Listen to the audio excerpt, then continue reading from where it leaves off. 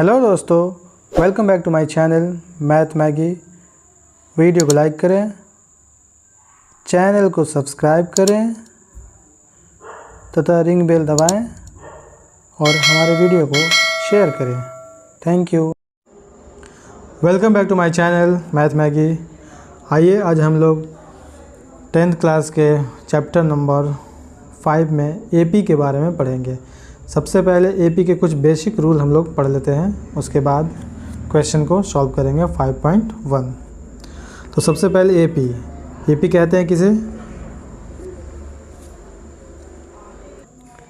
समानता श्रेणी में कुछ बेसिक रूल होते हैं। सबसे पहले हम वो सीखेंगे, जैसे कि ए बराबर होता है प्रथम पद।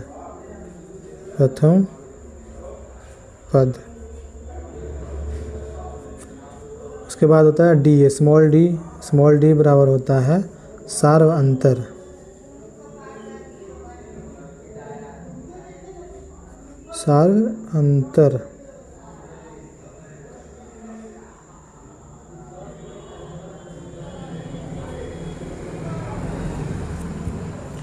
ठीक है। एक होता है एन बराबर एनवा पद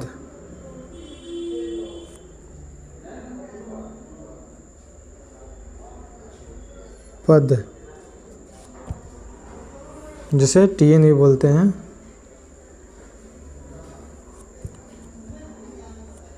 ठीक है, या उसे एएन भी बोलते हैं।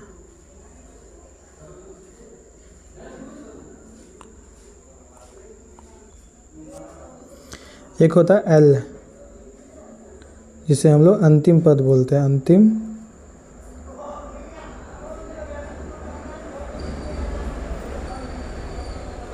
पद। ये सब कुछ छोटे छोटे पॉइंट्स हैं जिसे याद रखना ज़रूरी है। इसी के हिसाब से हम लोग आगे एपी का सभी क्वेश्चन को सॉल्व करेंगे। जैसे में अब एपी का एक फार्मूला होता है टीएन, एनवा टर्म निकालने का एक फार्मूला होता है, जैसे टीएन बराबर हो जाता है हमारा ए प्लस, सबसे important formula, n-1 bracket into सार्व अंतर डी। इसी के हिसाब से हम कोई भी टर्म जैसे निकाल सकते हैं, A12, A13 या A5। इसे हम लोग बोलते हैं AN भी बोला जाता है इसे। इसके हिसाब से कोई भी टर्म हम एपी का निकाल सकते हैं। सबसे पहले उसे जांच करेंगे कि मेरा सार्व अंतर इक्वल है या नहीं। अब हम इसे मिटाएंगे और फिर कुछ और पॉइंट लिखेंगे जिसकी सहायता से हम एपी को निकाल सकते हैं।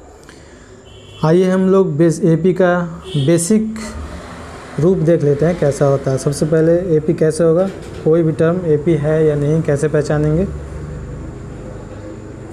समांतर श्रेणी में है या नहीं कोई भी पद कैसे पहचानेंगे। उसके लिए एक तरीका होता है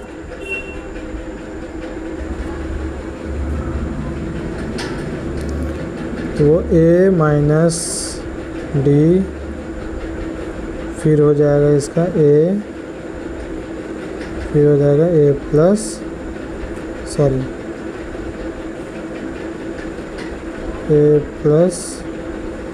डी। ये एपी का एक बेसिक रूल है जिसके सहायता से हम एपी पहचान सकते हैं। यानी कि पहला जो टर्म होगा प्रथम पद, इसके बीच की अंतर और इसके बीच का अंतर दोनों सेम होगा। जैसे हम इसमें से ये घटाएंगे तो इसका अंतर जो होगा डी होगा।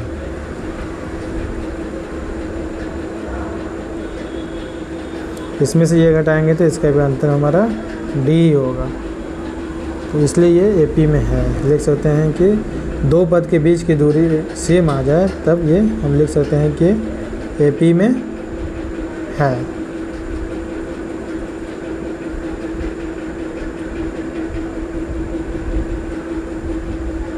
ठीक है, इसे हम अब क्लीन करते हैं। उसके बाद क्या करेंगे, देखते हैं ये वाला क्वेश्चन जो एपी में है या नहीं। यानी एपी में पहचानने के लिए हमें डी जो है सेम होना चाहिए।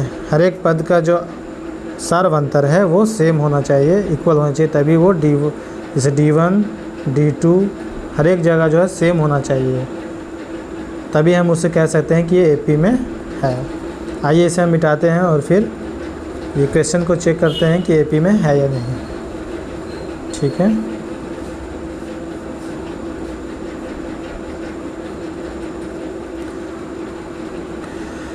प्रश्न को हम लोग पढ़ेंगे अच्छे से। निम्नलिखित स्थितियों में किन स्थितियों में संबंध संख्याओं की सूची एपी में है और क्यों। यहाँ पे पहचानना है, जितने भी क्वेश्चन दिए हुए हैं वो एपी में है तो लिखना एपी में है, और क्यों भी लिखना है, क्यों एपी में है, और नहीं है तो क्यों नहीं है। आइए हम प्रथम क्वेश्चन सॉल्व करते हैं इसे।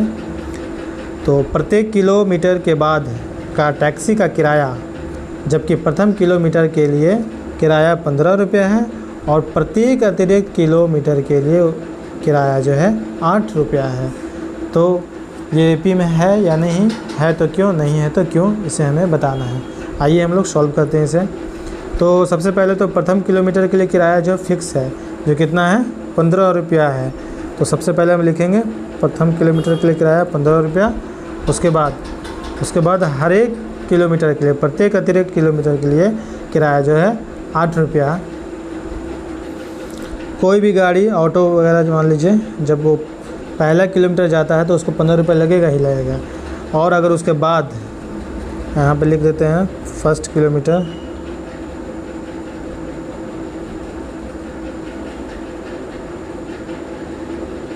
फर्स्ट किलोमीटर का किराया इतना है। उसके बाद जितना किलोमीटर, हर एक किलोमीटर के लिए उसका किराया जो है वो 8 रुपया है। यानी कि अब यहाँ से यहाँ उसका 8 रुपया है। तो ये 15 और 15 8 कितना हो जाएगा, 23 हो जाएगा इसका। उसके बाद फिर 1 किलोमीटर और जाएगा तो उसका किराया 23 8 31 हो जाएगा। इसी तरह से उसका किराया जो है बढ़ता जाएगा। अब भी किराया क्या हो जाएगा, 8 रुपये और जुटेगा तो 39। इस तरह से इसका किराया जो है बढ़ते जाएगा। ठीक है, तो हमें यहाँ पे भी 1 किलोमीटर, यहाँ पे भी 1 किलोमीटर, यहाँ पे भी 1 किलोमीटर चला। अब हमें ये चेक करना है कि ये एपी में है या नहीं। तो हम चेक करते हैं इस दोनों के बीच का अंतर। तो सबसे पहले चेक करते हैं हर जगह सारवंतर हमारा कितना आता है। तो सबसे पहले यहाँ पे सारवंतर हम लोग देखेंगे। यहाँ से यहाँ के बीच में मेरा अंतर कितना आ जा रहा है, डी बराबर, यहाँ से यहाँ के बीच में डी बराबर मेरा 8 आ जा रहा है। ठीक है, उसके बाद यहाँ से यहाँ के बीच में मेरा अंतर कितना जा रहा है, यहाँ भी 8 आ जा रहा है। इसके बीच में चेक करेंगे तो यहाँ भी 8 आ जा रहा है। स्मॉल डी बराबर होता है A2 माइनस A1। ठीक है, वो हमारे चेक करने के बाद सभी जगह हमारा यहाँ पे डी क्या हो रहा है, सभी जगह सेम आ रहा है। D1 equal to D2 equal to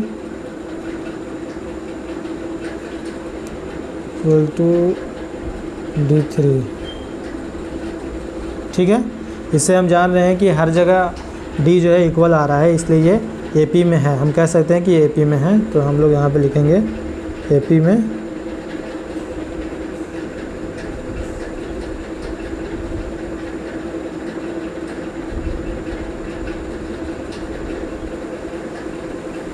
ठीक है, क्योंकि इसका सारवंतर जो है हर जगह सेम है। आते हैं हम लोग अब दूसरे क्वेश्चन पे आगे बढ़ते हैं।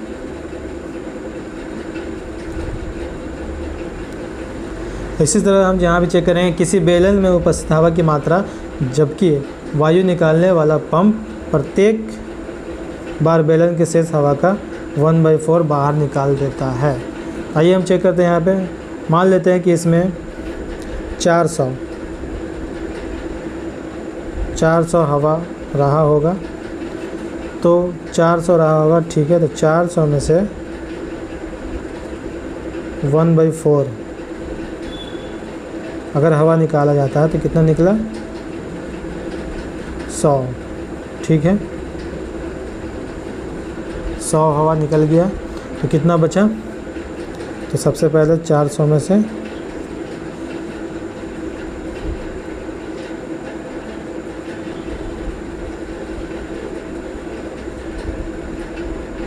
100 घटेगा तो मेरा 300।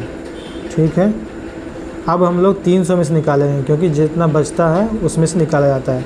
300 में से निकालेंगे तो 300 का 1/4 कितना आएगा, 75 बार में कटेगा, यानी कि 75। फिर निकालेंगे हम किस में से, 300 में से 75, कितना बचा, 225। अब यहाँ पे देखते हैं, शुरू में हमारे पास हवा कितने थे, बेलन में जो हवा था हमारा टोटल 400 थे, ठीक है।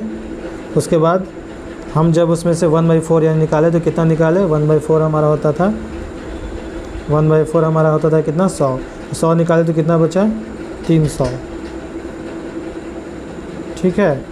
उसके बाद फिर 300 में से हम लोग 1/4 निकाले, यहाँ पे देख सकते हैं 300 में से 1/4 निकाले तो हमारा फिर कितना बचा, 75 निकाले तो कितना बचा, यहाँ पे दिखा रहा है कि हम लोग 75 निकालने के बाद हमारा बचा है कुल 225 यानी कि 225। अब यहाँ पे हम चेक करेंगे ये एपी में है या नहीं, ठीक है, समांतर श्रेणी में है या नहीं। चेक करने के लिए हम लोग इसका डी निकालेंगे, तो यहाँ पे से हम लोग डी निकालेंगे इसका, तो ये डी, फिर यहाँ से ये डी, तो ये D1 हो गया। D1 कितना आ गया निकालने के बाद, 100। A2 में से A1 घटाएंगे, सेकंड पद में से फर्स्ट पद घटाएंगे तो D1, फिर यहाँ पे D2 निकालते हैं हम लोग। D2 कितना हो जाएगा, मतलब तीसरा पद में से दूसरा पद निकालेंगे तो हमारा कितना बच जाएगा,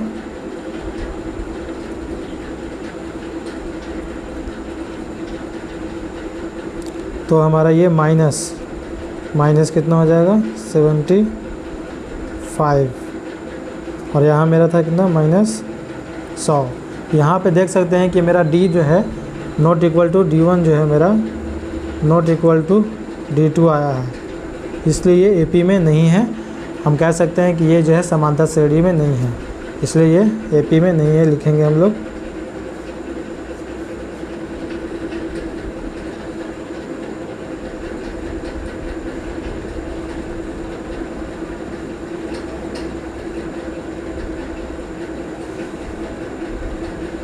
ठीक है, क्यों है।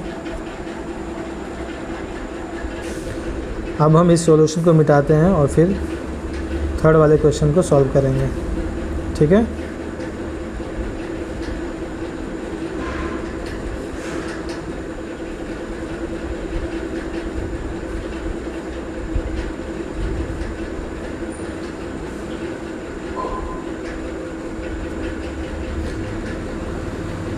आइए हम लोग अब थर्ड क्वेश्चन को सॉल्व करते हैं। प्रत्येक मीटर की खुदाई के बाद एक कुआं खोदने में आई लागत, जबकि प्रथम मीटर खुदाई की लागत 150 रुपये है। बाद में प्रत्येक मीटर की खुदाई की लागत 50 बढ़ती जाती है, 50 जो है बढ़ती जा रही है लागत। यहाँ पे कह रहा है कि 50 रुपये, यहाँ पे ध्यान देने वाली बात है कि बढ़ती जाती है लागत। तो यहाँ पे हम चेक करेंगे, तो पहले प्रथम मीटर के लिए कितना है, प्रथम मीटर के लिए हमारा लागत है 150, ठीक है। उसके बाद प्रत्येक मीटर की खुदाई की लागत 50 रुपये। अब यहाँ पे जो हर एक मीटर के लिए खुदाई की लागत बढ़ती जाएगी, यानी कि यहाँ पे 150 रुपये, तो यहाँ कितने हो जाएंगे 200 रुपये। और फिर ये तीसरा मीटर के लिए 250 रुपये, चौथा मीटर के लिए 300 रुपये, ऐसे करते करते बढ़ते जाएंगे, ठीक है। तो यहाँ पे हम लोग चेक करेंगे कि एपी में है या नहीं। तो पहला पद ये हमारा कितना है, ये तो ए है, ठीक है। अब यहाँ पे हम डी चेक करेंगे, ठीक है। D1 हमारा कितना आ जाएगा, D1 हम 200 में से घटाएंगे 150, कितना आ गया,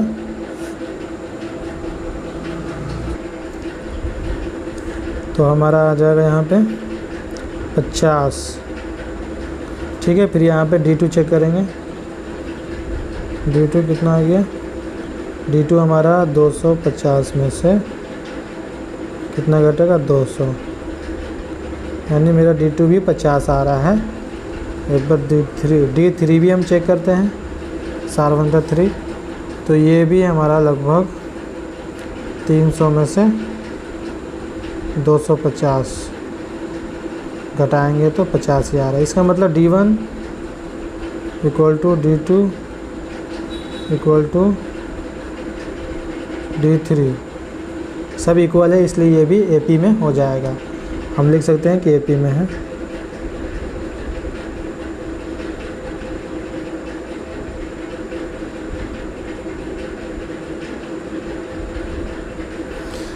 चलिए आइए हम लोग इसको भी मिटाते हैं और फिर फोर्थ वाला क्वेश्चन करेंगे। आइए क्वेश्चन नंबर 4 में हम लोग आते हैं। क्वेश्चन नंबर 4 बनाएंगे। तो इसमें खाते में प्रत्येक वर्ष का मिश्रधन दिया हुआ है खाते में, जबकि 10,000 रुपये की राशि 8% वार्षिक की दर से चक्रवृद्धि ब्याज पर जमा की जाती है। चक्रवृद्धि ब्याज में क्या होता है ना, जो ब्याज होता है वो हर साल जुड़ जाता है मूलधन में और फिर उसी पे ब्याज मिलता है, मतलब ब्याज पे ब्याज मिलेगा, मूलधन प्लस ब्याज पे ब्याज मिलता है। तो हम लोग यहाँ पे चक्रवृद्धि ब्याज हमें निकालना पड़ेगा। तो सबसे पहले हम लोग क्या करेंगे, ये जो 10,000 रुपये है, 10,000 रुपये 8% कितना हो जाएगा, 2 जीरो से 2 जीरो कटा, यानी 800 रुपये पहले साल का ब्याज आ जाएगा। और ये जो ब्याज है अगले साल में जुड़ जाएगा ये, यानी कि 10,000 जो मूलधन था उसमें जुड़ जाएगा, यानी कि पहले साल का ब्याज ये आया तो मूलधन ये मिश्रधन मेरा क्या हो जाएगा दूसरे साल के लिए 10,000 प्लस 800, ठीक है, यानी मेरा फाइनली 10,800 रुपया अब मेरा ये मूलधन बन जाएगा दूसरे साल के लिए। फिर हम लोग 10,000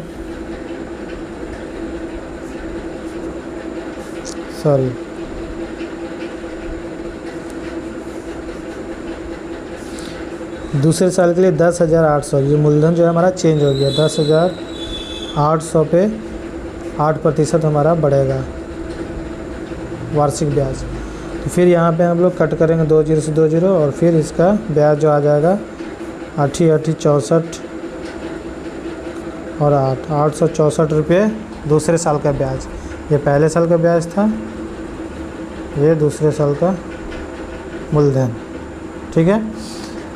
तो 864, फिर हम लोग तीसरे साल के लिए टोटल कितना हो गया मिश्रधन इसका दूसरे साल के लिए, तो 10,800 और 864 कितना हो गया 8 8 16, यानी कि 11,000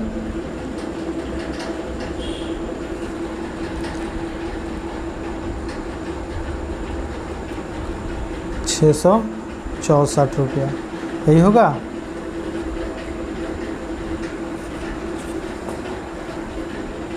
₹11,664। फिर ये तीसरे साल के लिए जाएगा, तो हम चेक करेंगे कि ये अब AP में है या नहीं। तो हमें चेक करने के लिए यहाँ पे लिखना पड़ेगा पहले साल ये कितना था, पहले साल था ये हमारा 10,000, दूसरे साल कितना हो गया 10,800, तीसरे साल कितना हो गया ये 11,664। अब हम लोग यहाँ पे सार अंतर इसका चेक करेंगे, ये और ये चेक किया जाएगा इसका।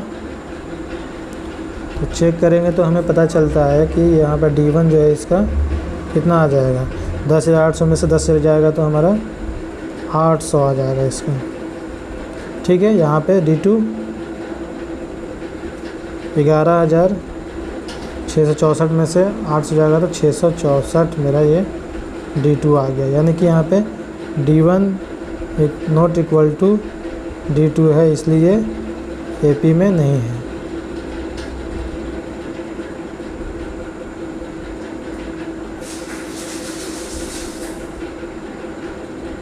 ठीक है, यहाँ पे AP के बारे में हमने पढ़ा दिया। AP के बारे में जो बेसिक नॉलेज था वो हमने बताया, और सबसे पहले पहचानने के लिए बताया कि AP है क्या, कौन से श्रेणी को हम लोग समांतर श्रेणी पढ़ेंगे। तो आइए एक बार हम लोग फिर से देख सकते हैं इसे। AP को पहचानने का तरीका है, एपी को पहचानने का तरीका सबसे पहले हम लोग जानेंगे। कुछ छोटे छोटे एपी के पद हम देते हैं जिससे पहचान पाएंगे कि एपी कौन सा पद एपी होता है इसका। तो सबसे पहले जैसे एपी 2, 2, 4, 6, 8, 10, 12, 14, ये सब जो है पद हमारे एपी में है। इन्फिनिटिव तक चलता जाएगा, बढ़ते जाएगा। तो हम इसे कह सकते हैं कि ये एपी में है। क्यों? इस क्वेश्चन को हम बोल सकते हैं कि ये एपी में है। क्यों बोल सकते हैं? क्योंकि इसका सारवंतर हम चेक करेंगे। पहला पद तो होता है क्या? पहला पद ए होता है, सबको पता है, प्रथम पद जिसको बोलते हैं।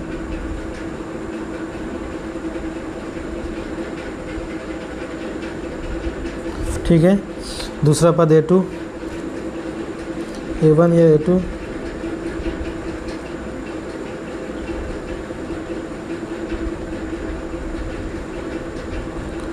A3,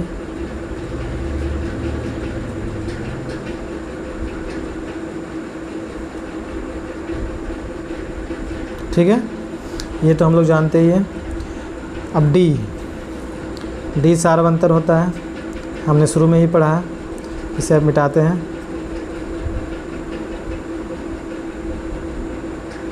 ठीक है। तो हम यहाँ पे चेक करते हैं ये अंतर, ये सब सेम है कि नहीं।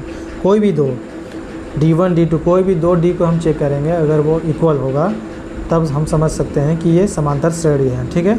तो हम लोग यहाँ पे D1 निकालते हैं। D1 बराबर क्या हो जाएगा? A2 माइनस A1, यानी कि दूसरा पद में से पहला पद को घटाएंगे। ठीक है।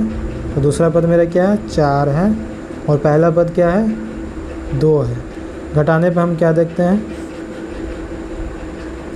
घटाने पे हम क्या देखते हैं कि हमारा जो आंसर है वो 2 आया, यानी D1 मेरा 2 आया। अब हम लोग D2 निकालते हैं यहाँ पर, D2। ठीक है। यहाँ पे हम ये कर देते हैं D2 बराबर क्या होता है? A3 में से A2 को घटाएंगे तो ना D2 निकलेगा हमारा। तो A3 हमारा कितना है? 6, और हमारा A2 कितना है? 4।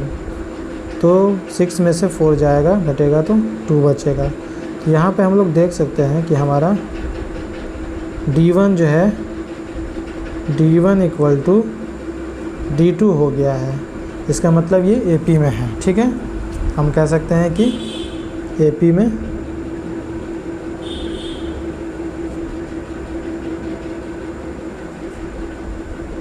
है। ठीक है।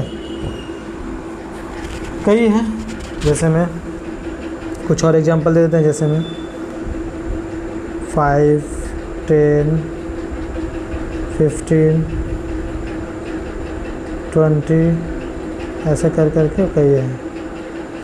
और भी हैं 11, -11,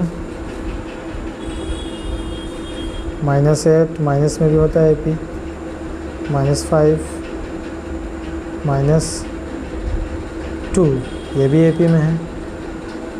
चेक कर सकते हैं D1 D2 इसका एपी है। ठीक है। तो आज के लिए सिर्फ इतना ही। आगे क्या एपी का क्लास, नेक्स्ट क्वेश्चन कल करेंगे। ठीक है। नेक्स्ट वीडियो आएगा। Bye. Thank you for watching my video. Channel को सब्सक्राइब करें, लाइक और वीडियो को शेयर करें। Thank you for watching my video.